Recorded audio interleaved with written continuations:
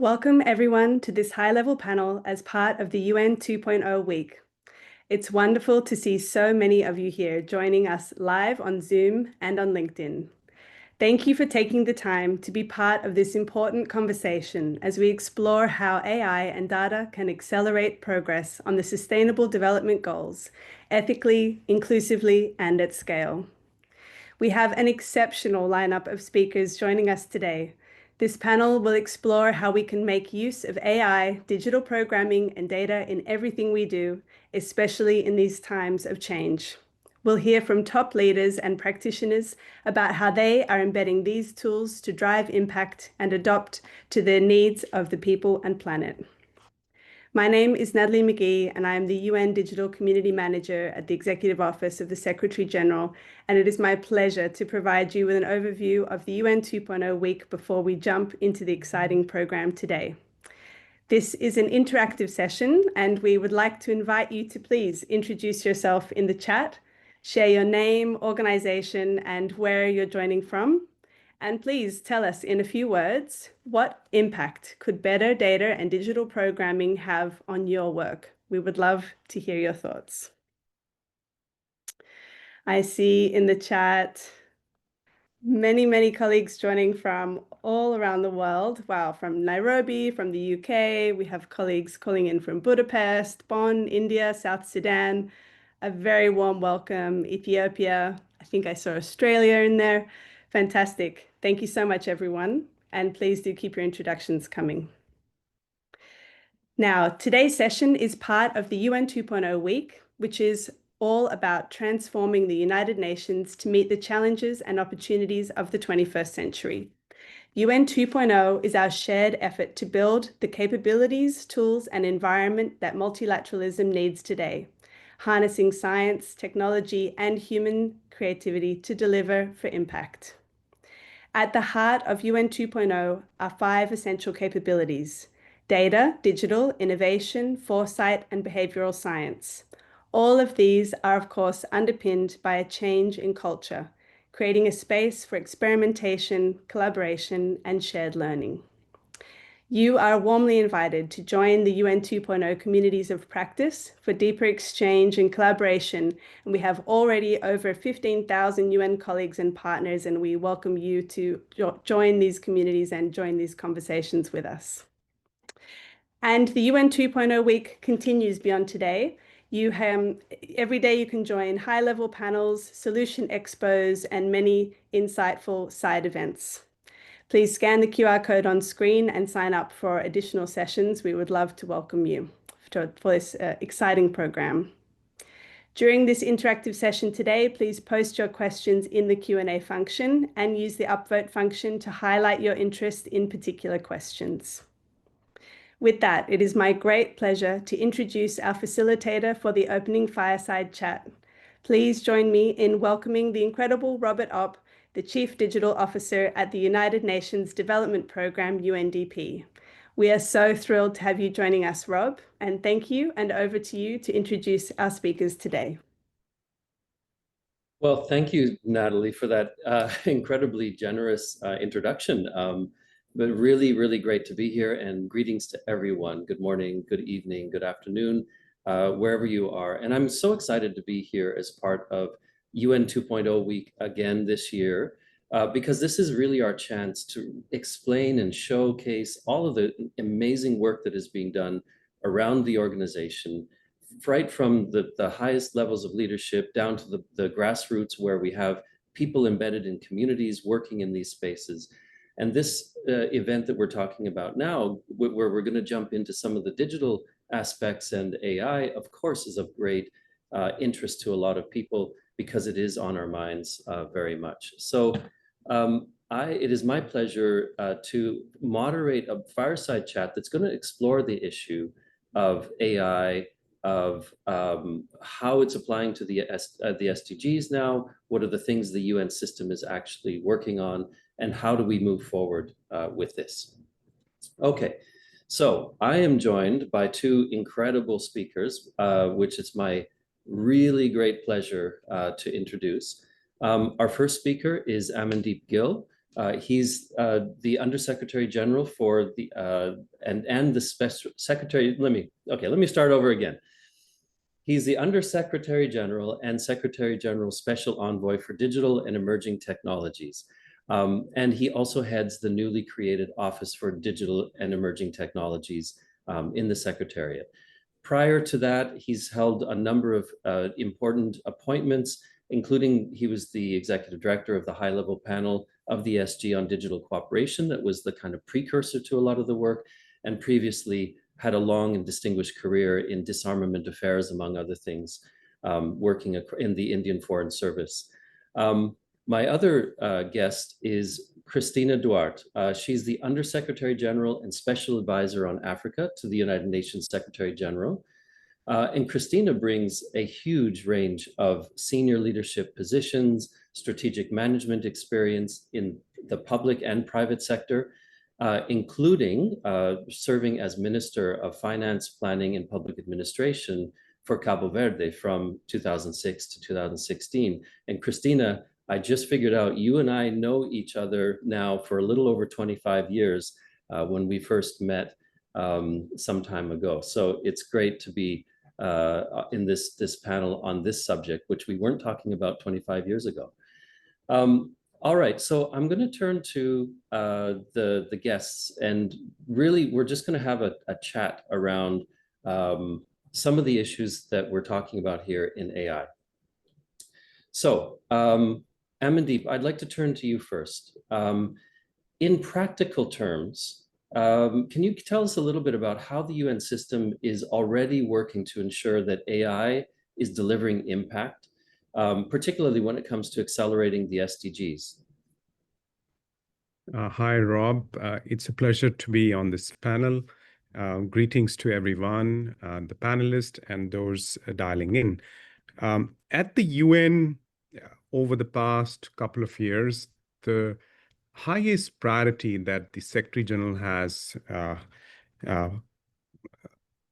asked all of us across the UN system to work on is creating the capacity among member states to deploy and develop AI for the SDGs. Now, I could cite a number of specific examples where AI is working to accelerate progress on the SDGs and where the UN system is involved. But I think that would mislead us because it is a general purpose technology that is cutting across sectors and fields very rapidly. And if we start to chase a long list of solutions, then we will not get to the point, which being creating that minimum irreducible national capacity, especially in Africa, Latin America, regions which are lagging behind in terms of access to compute data sets, talent, and shareable use cases, so that they can then figure out what are the most important use cases. Now, I should end this with just a couple of examples from the UN system nonetheless.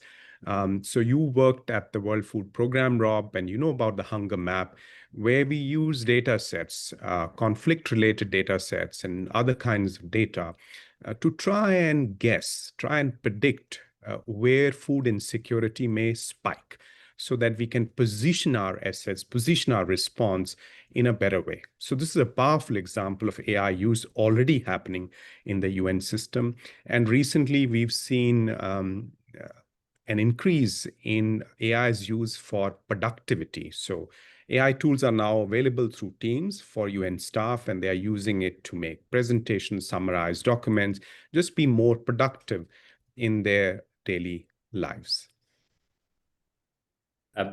Absolutely. And Amandeep, a couple of years ago, we worked with ITU and BCG to put together a report on the acceleration agenda for the SDGs, where we estimated that technology could contribute positively to at least 70% of the SDG targets. And when we look at AI and the powerful acceleration part of that, which you spoke to, it seems even more powerful.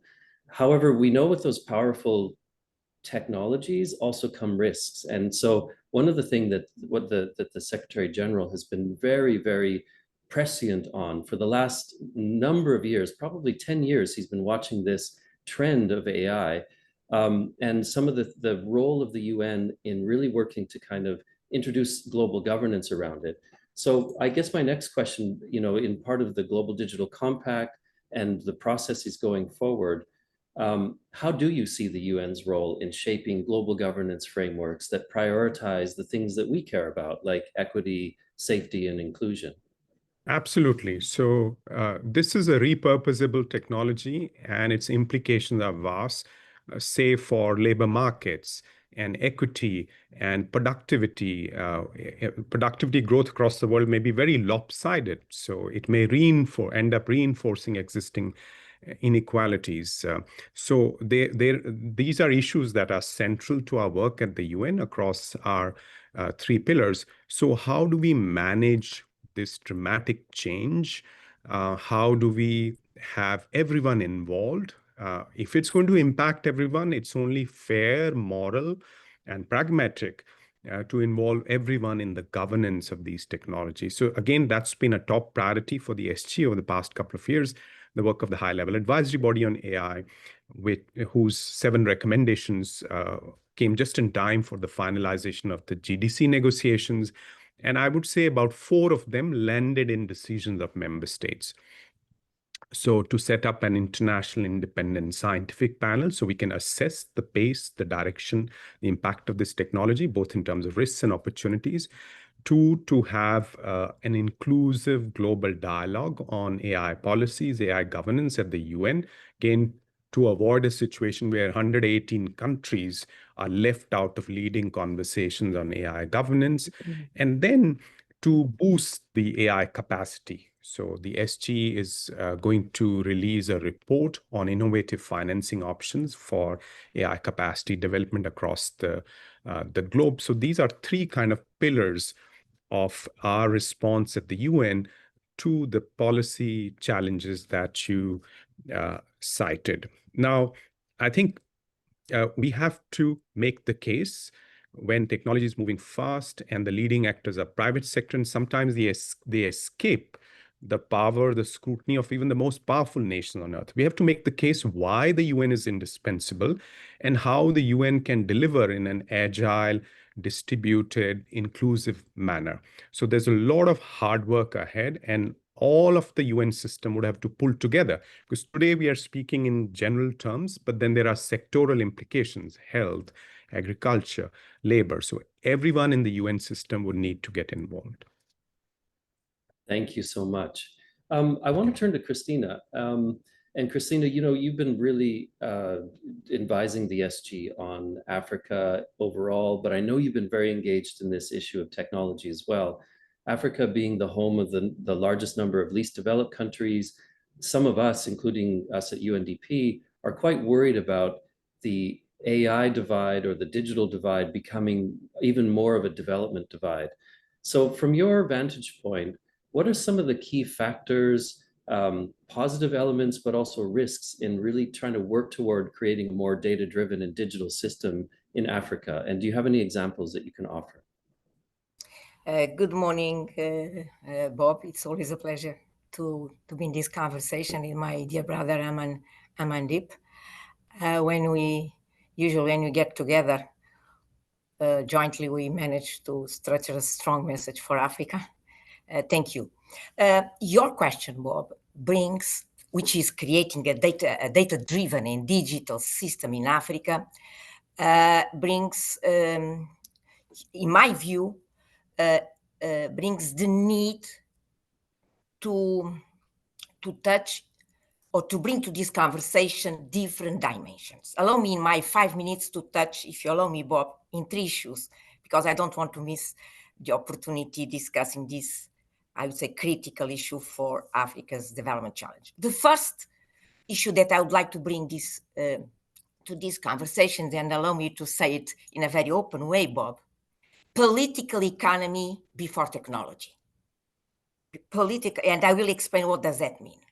The second issue that I would like to touch in this conversation is the need to put political economy before technology is because it allows us to clearly identify the enablers to tackle the root causes. Otherwise, it will be difficult to tackle the root causes. And as you mentioned, the root cause of what? The root cause of the technological divide. The only way to, I would say, to unlock transformative opportunities of, for example, artificial intelligence, and to mitigate the risks, because we have these two responsibilities. And third item that I would like to touch within this context, the value proposition of UN 2.0 in this context. Allow me very quickly touch the first one. Political economy before technology. What does that mean? I think we need, particularly African policymakers, we need to make a clear distinction between two different sets of challenges. The political economy challenges include, for example, decisions: who owns the data, how value is distributed, which institutional capacities should be prioritized. If you don't tackle these issues, saying in another way, these three issues are the ones that will allow policymakers, African policymakers, to define the architecture of sovereignty in the digital age. These are political economy issues.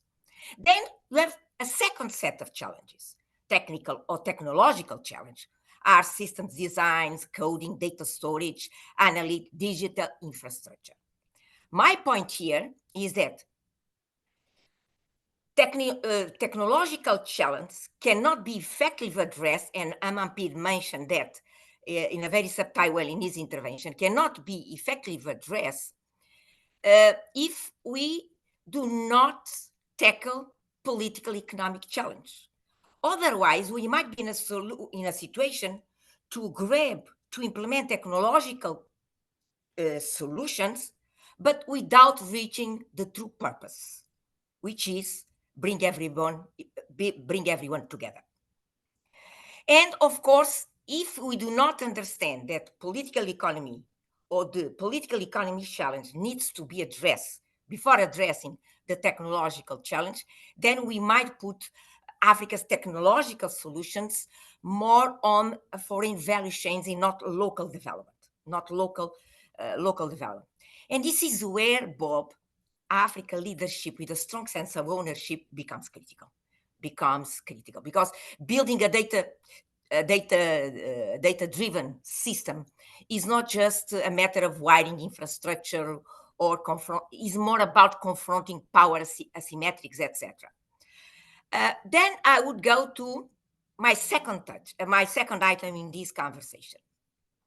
So in order to be able to first address the political economy challenge and then design the technological challenge to tackle the root causes, we need to identify, to build, to activate key enabler factors before jumping to the technological solutions, coding, etc., etc. First is the political will and the geopolitical awareness and institutional capacity. Amandeep has mentioned that very well. Second, also Amandeep mentioned, human capacity and digital literacy. I have been saying, please stop approaching STEM as a gourmet. No, it's not a gourmet. STEM should become a massive scale product to be delivered in Africa. I used to say, do you have a baobab tree in Africa? That baobab tree, you have a Wi-Fi, deliver STEM. Don't wait for anything else. Third, data governance frameworks, another strong enabler. Fourth, of course, digital infrastructure and local content. So we have political economy challenge before addressing the technological challenge. To that, we need to identify clearly what are the enablers. I mentioned these 5. The question is, what is the value proposition of UN 2.0? Exactly. So the UN 2.0, which is a quintet of change, has 3 issues that are just aligned with this context that I just explained, and I'm concluding my first intervention. First, UN system have been saying that in the past couple of years, UN system has 4 intangible assets that are gold: data, knowledge, trust, and footprint. Sometimes in Africa, the UN system is where the state is not. And this is an asset. Second, UN 2.0 is the set of skills to unleash the value of these intangible assets. To do what? To consolidate, in my position from an African standpoint, UN's position in Africa as a preferred partner, moving along the lines to become the policy advisor to help African countries identify and tackle the political economic challenge, to be ready to select the best technological solutions. Back to you, Bob. Thank you, Christina. And you know, although you spoke to Africa, because that's obviously the role that you play now, the points that you make are so pertinent for virtually every country. And I think what's really important about it is that this is what the UN actually brings. You know, I often say UNDP is in the space of digital. We're not a tech company. What we're here to do is put the enabling environment that you've described in place. And as a UN system, this is the kind of role that we actually play. So thank you very much for that. We're actually already out of time. I can't believe it's gone this quickly, but a last quick question for each of you.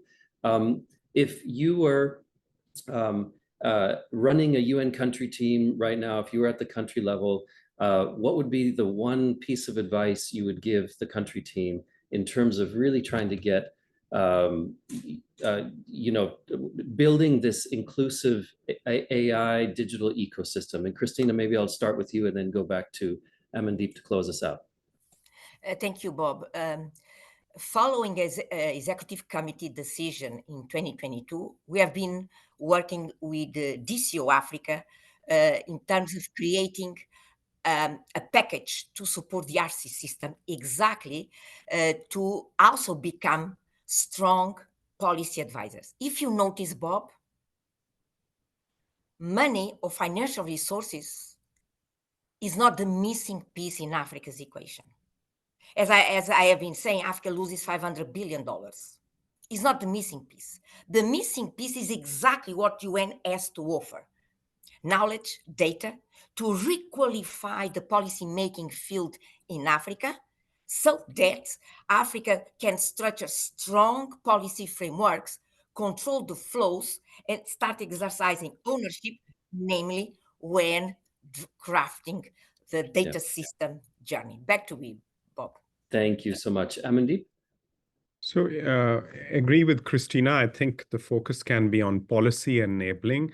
There are a lot of policies in place already, digital policies across Africa and Latin America. You know, how are we doing on those policies? Did those policies miss out something? So the nuanced kind of, but in addition to that, I think the RCs and the country teams have an important role to play in helping countries stitch together an AI innovation ecosystem, because there are connections across academia, government, startups, and also in terms of what African countries in particular are doing on digital public infrastructure. How do we think about DPI so that they become a foundation for the AI infrastructure of tomorrow? International partnerships, you know, how do you plug at a particular stage in a country's journey to AI maturity, what kind of international partnerships can be plugged in? So that is, I think, an invaluable service that the country teams can provide to their host countries, in addition to the policy enabling that Christina mentioned. Thank you so much. And to both of you, thank you very, very much for participating in this UN 2.0 week event.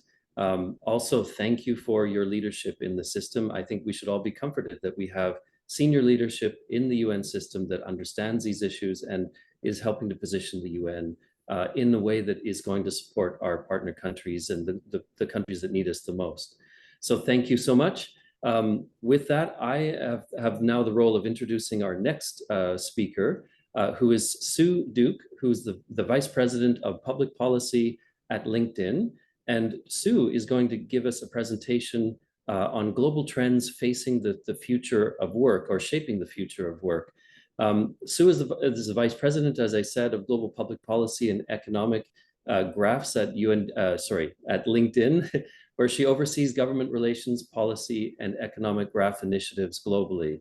Her team collaborates with national and local governments and leading economic institutions, including the World Bank and the WEF, to advance economic opportunity. Sue, thank you for being with us today, and we're really looking forward to your perspectives. Thank you so much, and it's such a privilege and a pleasure to be with you all here today, and congratulations on putting together such a fantastic webinar. For most of you, we got some of an introduction to LinkedIn there, but for most of you, you probably think of LinkedIn as that little blue app on your phone where you can access the world's largest professional network. But LinkedIn, when you think about it, is also in many ways the world's largest database of labor market activity, with over 1.2 billion members based in every country in the world, 69 million companies, and over 140,000 schools.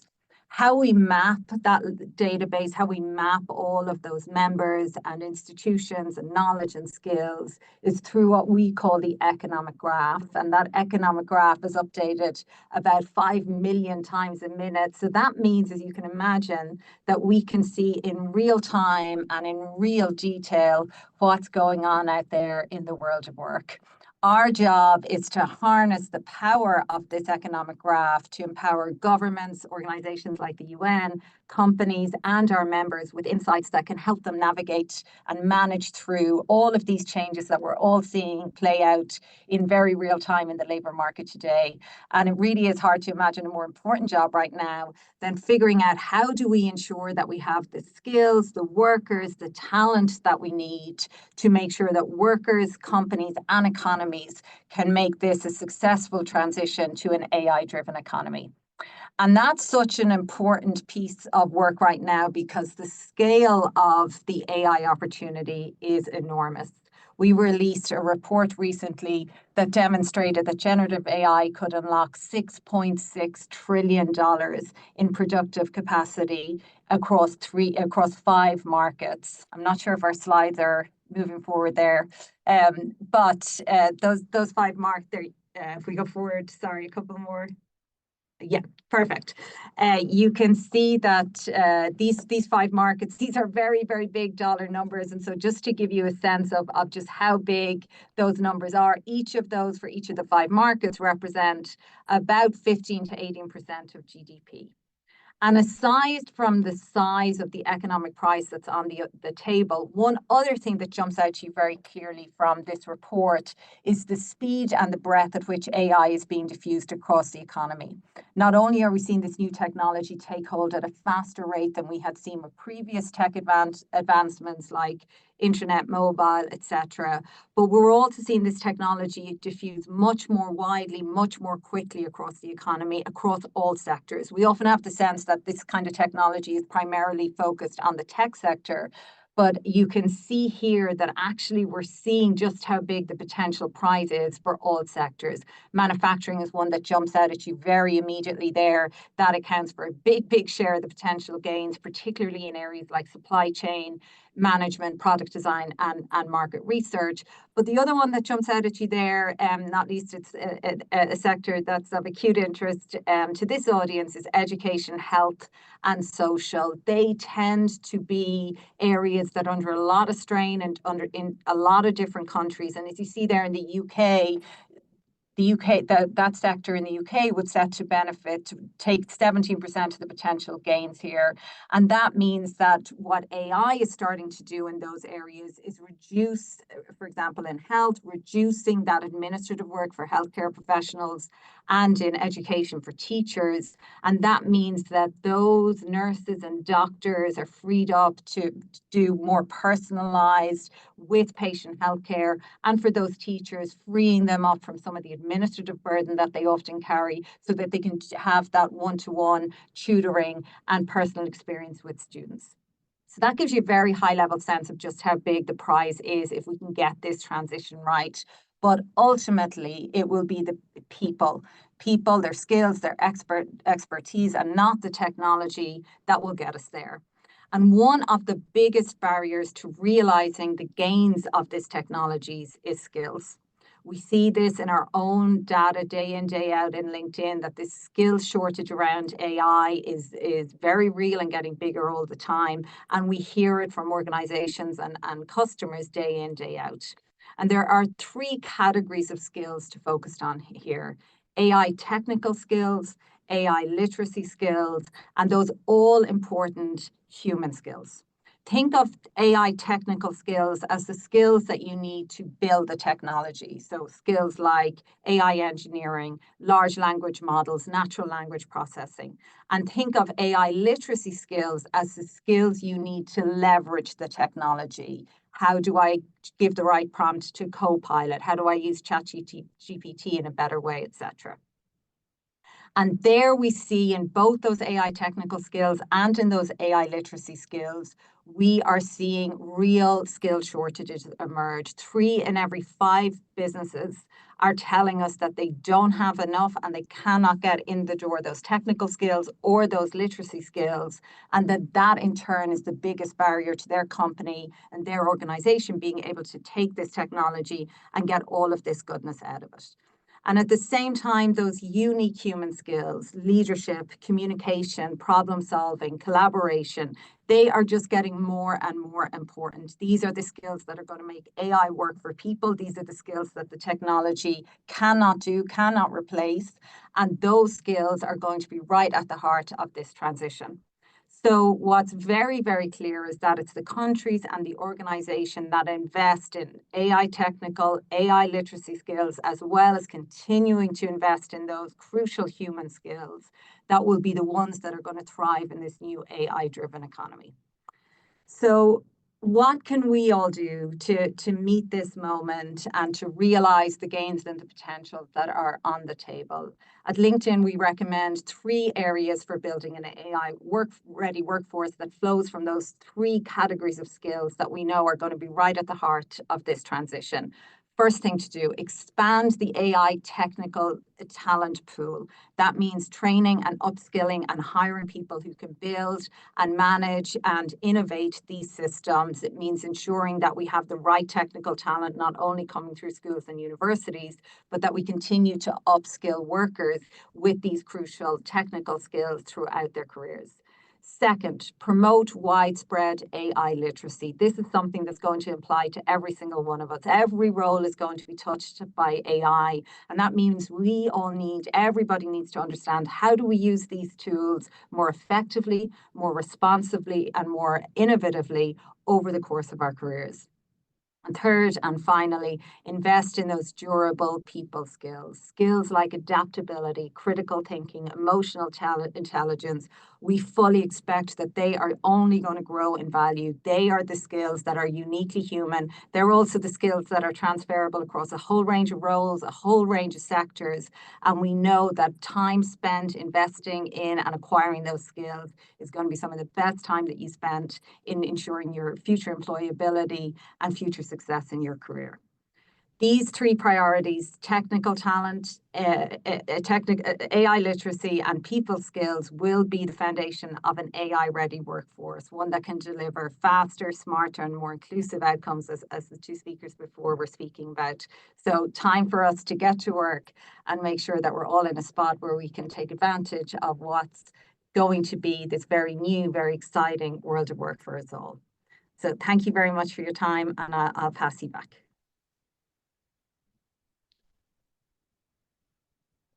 Thank you very much, Sue, for this insightful intervention.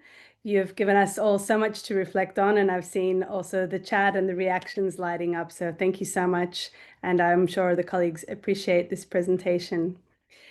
As we move now to our final panel discussion, it is my pleasure to introduce our esteemed speakers, starting with Pauline Tamasis, and she's the resident coordinator for Vietnam. So welcome, Pauline. Next, we have John Kamara, entrepreneur and CEO of the AI Center of Excellence in Africa, the AICE. Welcome, John. And finally, Talea von Lupin, the portfolio manager for the UN Global Pulse and DISHA. It's a pleasure to welcome you all. And I would like to open with a question for you, Pauline. So if we could please, colleagues, if we could please spotlight Pauline and John and Talaia. That would be much appreciated. Pauline, I would like to open the question for you. As the resident coordinator in Vietnam, you've helped drive forward the UN's digital transformation agenda at the country level. What lessons can be drawn from Vietnam's approach to digital public infrastructure and inclusive innovation? Thank you very much, Natalie. Greetings to everyone. It's exciting to be part of this panel, to learn from all of you. I think I've already learned so much from the three speakers, and what I'm hearing is that, digital transformation, like all other systems transformation, is highly complex. It takes time. It requires political leadership, understanding the political economy, having a vision, ensuring that there is a relevant infrastructure in place, which looks at the financial, technological, human aspects of the infrastructure, including the skills, the knowledge, and the mindsets that's required to meet the challenges of the 21st century. Just very much aligned with Christina's key messages as well, is that we need to also keep in mind that the world is not just operating in a digital dimension. The rest of the world is operating with other challenges that affect all of us, that make it more complicated.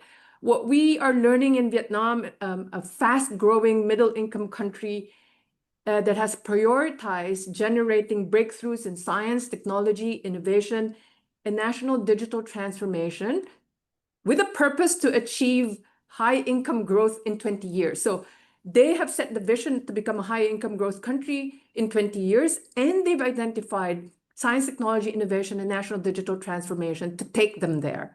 So first lesson is that vision is critical.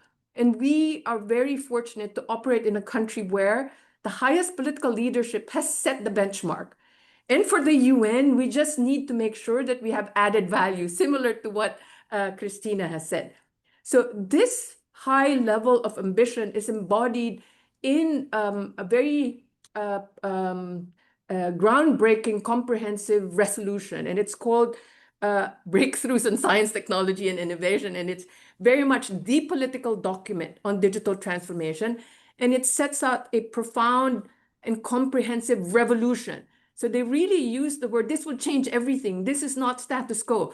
This is about disrupting what we know. This is about moving past what we know and going beyond our comfort zone. And it's really one of those groundbreaking visions that I think will be a very strong motivation for all of us to also learn from. This resolution also says that the responsibility is on the state to create the enabling environment. We've heard the same from our previous speakers, while ensuring that the center, the driving force, will be people and business to drive this revolution. But they also put scientists, so expert scientists, those who have the know-how, at the center as catalysts for change.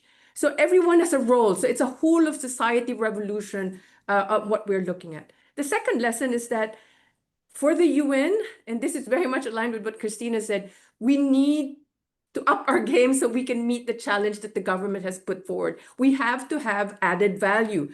And for us, the marching orders already came from that. The Party General Secretary, when he met with the UN Secretary General at the sidelines of the Summit of the Future in September, he specifically asked that the UN supports them in their digital transformation and AI governance.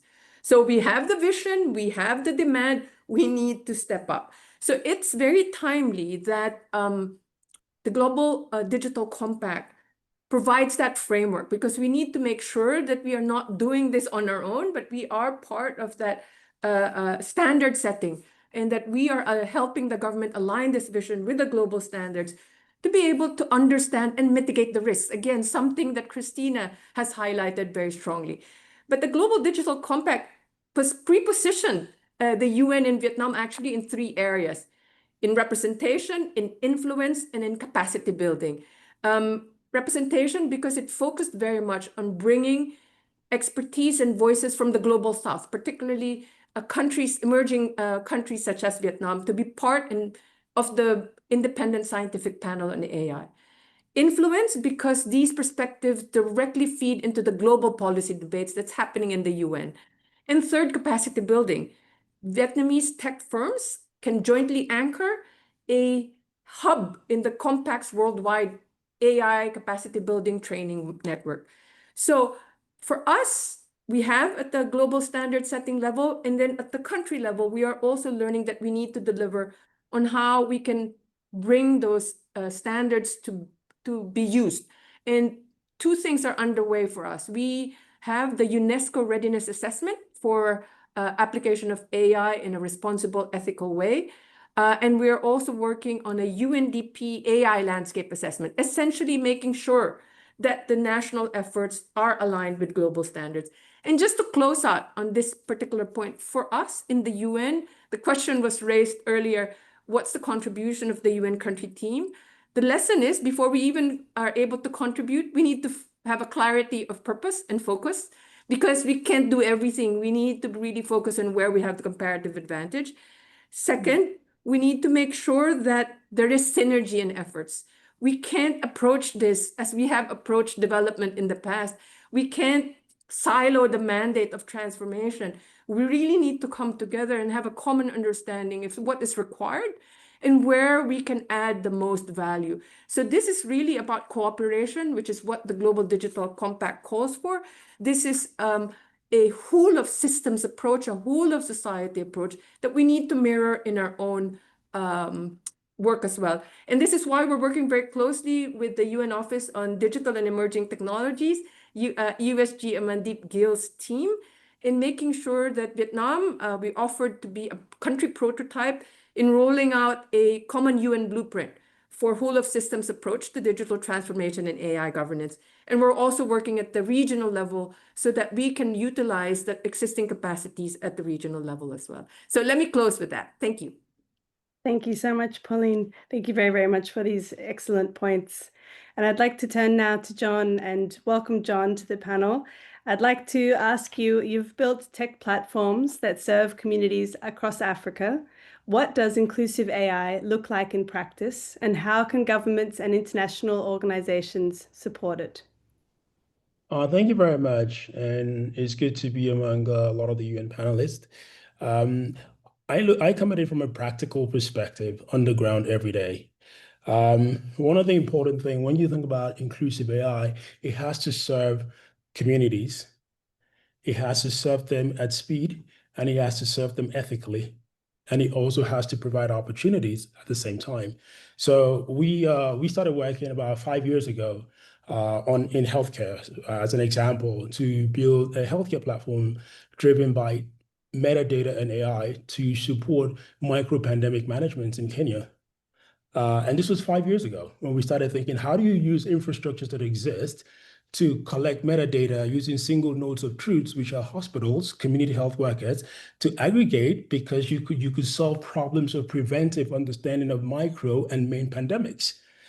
So this was something that we kind of deployed and used in multiple forms. But one of the biggest problems we found was the diversity of understanding between governments, various ecosystem players, and the lack of unified, concentrated force in regards to actually tackling the problem from a very singular perspective, because everybody wanted to tackle the problem independently. So we basically end up, financing multiple projects doing the same thing nonstop.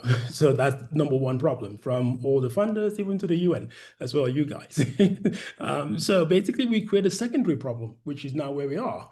And the second part was also really providing, and I love what Pauline talked about, skills, digital skills, which again, democratizing digital skills, because people always say, well, because the person lives in a rural community, they shouldn't know how to understand or use basic AI, but why? What gives you the right to say that? Why? How do you know that they don't have the right to do that? Have you lived in that village? So it's very important that when you really talk about democratizing skills, we make sure that we don't necessarily create a disposition for people what they should be like and what they should want. Rather, we should design these approaches to make sure that everyone is included and everyone has the opportunity. And we design programs that really, because fundamentally AI is reshaping the world that we know faster than we can think about it. So if we keep designing programs using the previous agendas and using the previous thought processes, even without, capacitating our implementation partners, because I find so many implementation partners don't even have the right capacity.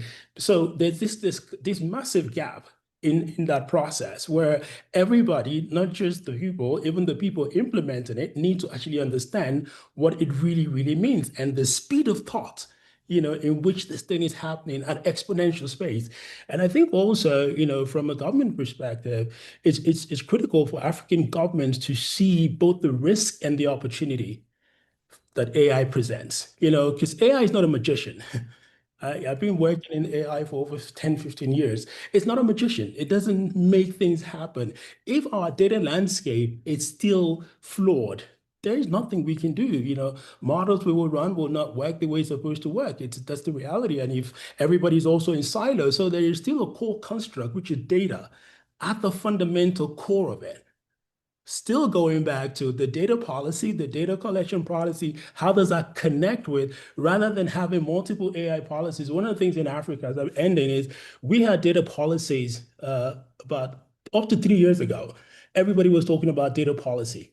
Then AI came, everybody abandoned the data policies, and now AI policy. And you're like, well, where's the connection? Where's the bridge? So these are all fundamental practical problems that we face on the ground every day. But in that lies the will and the opportunity in Africa, where we're also still building, because we truly don't have the problem of the legacy infrastructure. So this is one of the things we've done with Afia-RECOD, just basically, how do we build a platform that is focused around preventive healthcare, even if it serves hospital and serves the community, but also serves, pandemic, all in one platform. So you use a multi-platform approach because you don't have, and also that it will take time for people to get that. But the critical thing is that we can actually do multiple things at the same time, because we don't necessarily have the luxury of waiting to solve one problem before we solve the AI problem, unfortunately.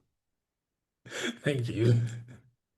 Thank you so much, John, for this insightful intervention. Thank you very much. And I see also the reactions coming through there on the Zoom. So it's great to see the audience responding. And this brings me to Talea. We'd like to welcome you also to the panel and ask you, one thing is to talk about AI, and another thing is to put large-scale models to work. DISHA is among the first successful efforts in the UN system to operationalize large-scale AI models for public good. What are the key enablers that made it possible? Thanks, Natalie. You're right. Talking about AI is one thing, but putting it into real-world action is another. And John has also been speaking about that. What we do at DISHA, it's our UN platform where we scale AI models across organizations, and at the moment specifically focusing on speeding up humanitarian response after natural disasters.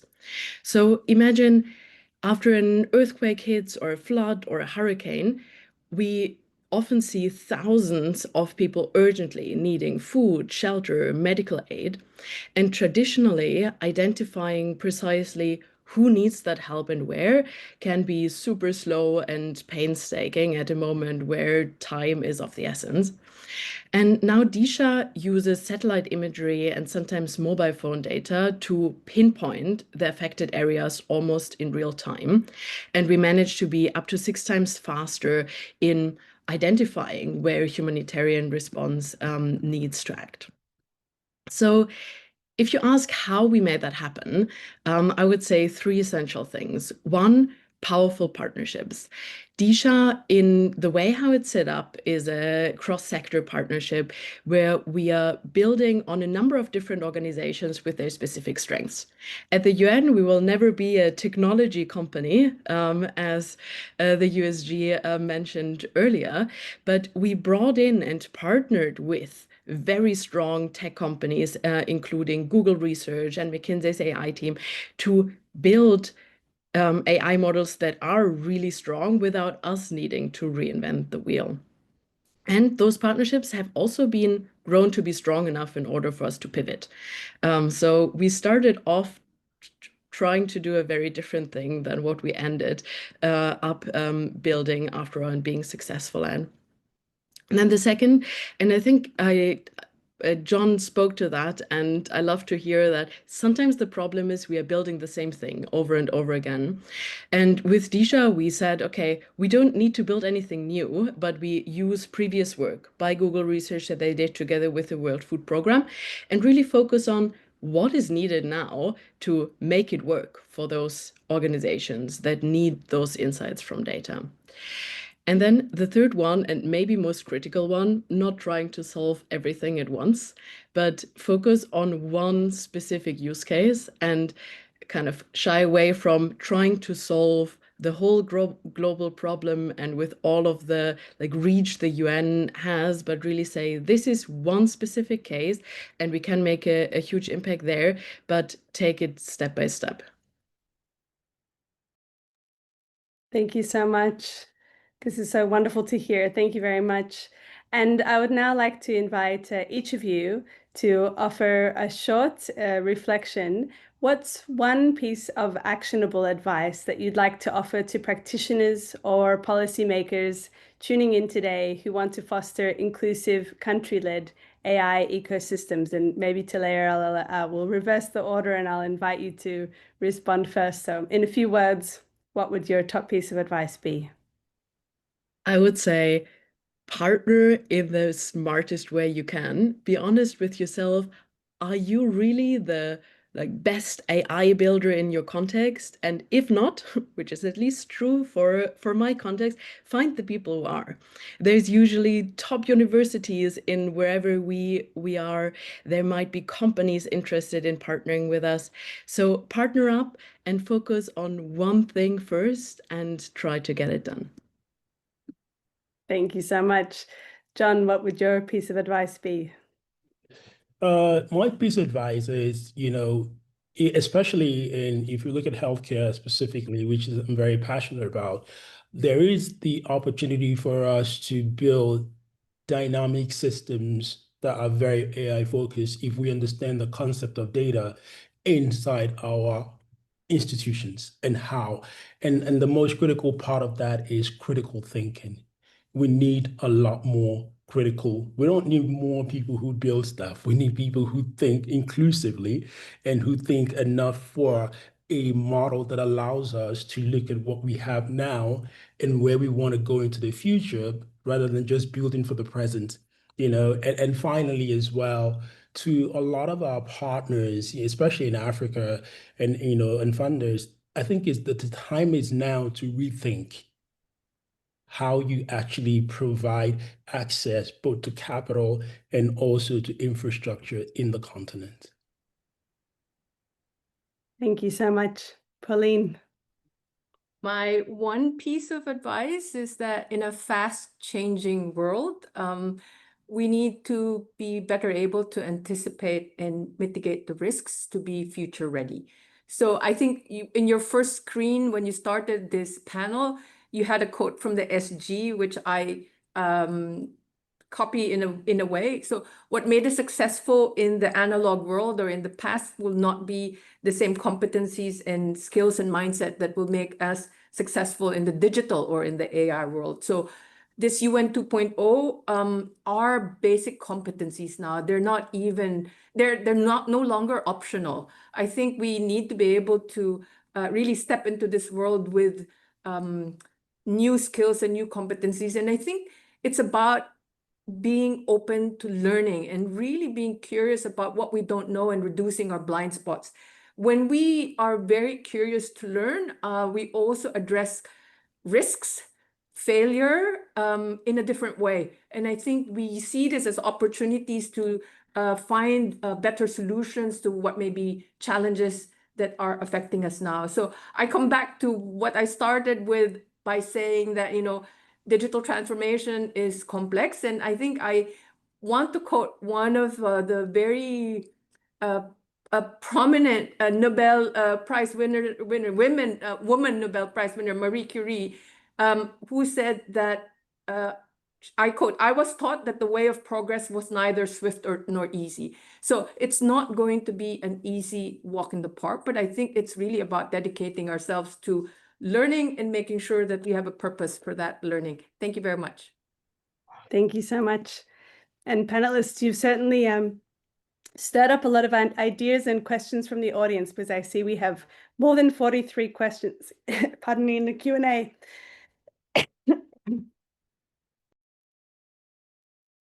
Pardon me, and Talea, maybe you could read one out.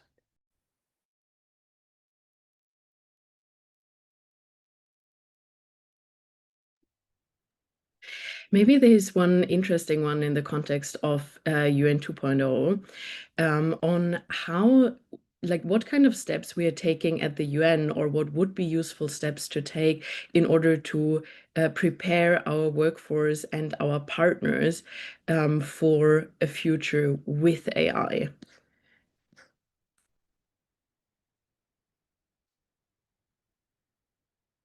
If that's something where maybe Pauline or Christina, I see you're also joining us back in, have some thoughts about.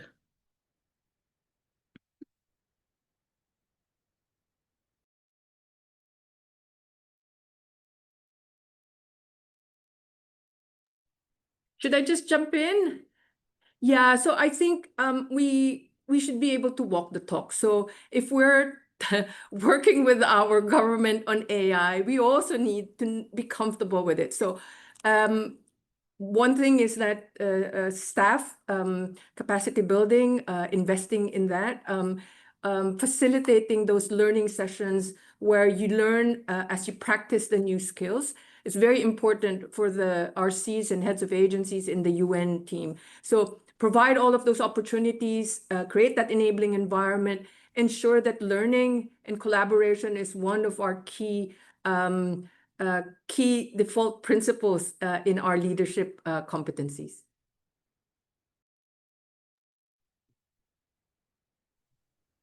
Go ahead. Thank you. Yeah, say one thing real quickly. I think also there's an opportunity to really capacitate our government, because we spoke about policymakers earlier on. Christina spoke, highly about policy. For us to get governments to change policies, or for people in government, we must stop assuming that they know what to do in Africa specifically. There's a massive assumption that they should actually know what to do, or they should. So if we don't actually actively capacitate them, like proper capacity knowledge, especially in sectors, then we're also doing them a disservice in the assumption that they should know what to do.